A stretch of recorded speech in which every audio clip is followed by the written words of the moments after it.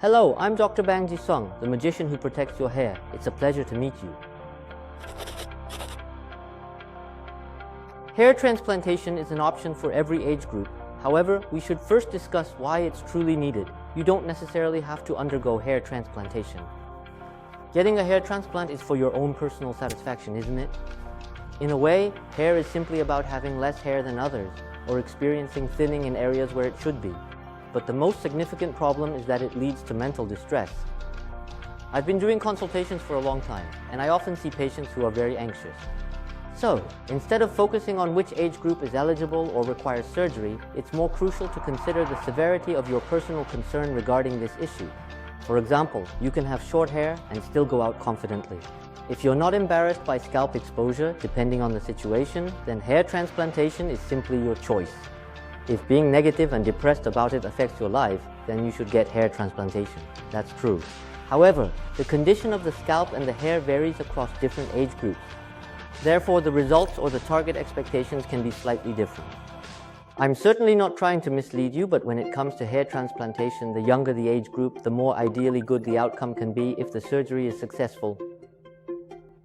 When I compare individuals in their 20s, 30s, and 40s, those in their 20s often show development in terms of speed and texture that aligns perfectly with my expectations for the surgery. So if these individuals put in a little effort, the results are quite stable, I believe. The results for those in their 20s are the most ideal. In their 30s, the outcome varies based on their blood circulation, scalp, and hair management skills. Some individuals fare exceptionally well, while others experience slower progress. That's typical for this age group.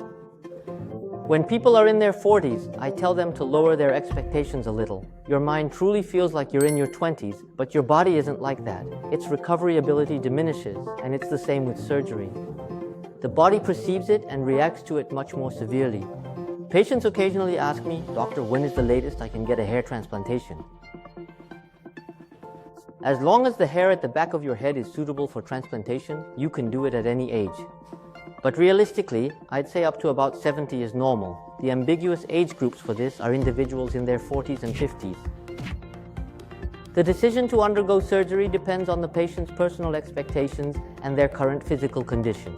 You might not recover as perfectly as a person in their 20s or 30s, but if you can understand and accept that, then you can certainly proceed with the surgery. Therefore, the decision to undergo surgery should be based on where you set your goals and manage your expectations. If you put in the same amount of money and effort and achieve a less satisfactory result within the same time frame, then I don't believe that's acceptable.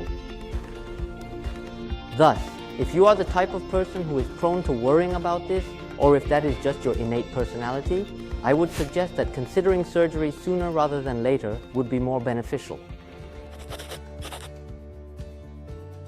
By age group, the younger you are, the better your scalp is. Honestly, it has better elasticity and advantages in many ways, so the younger, the more favorable.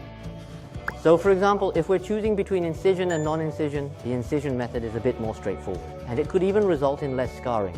And as you age, your hair density tends to decrease, and your hair weakens, doesn't it? The same applies to the hair at the back of your head.